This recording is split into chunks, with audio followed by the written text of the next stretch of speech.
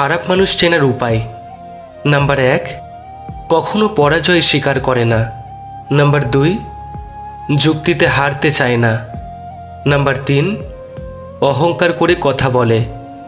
Number 4, নিজের ক্ষমতা দেখাতে চেষ্টা করে।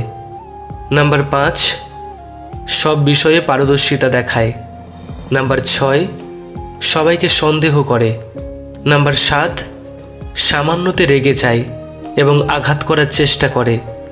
নাম্বার 8, সত্য মিথ্যা বুঝতে চায় না।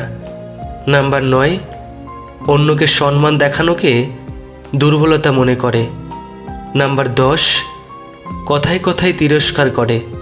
নাম্বার 11, মানুষের দুর্বল জায়গায় আঘাত করে।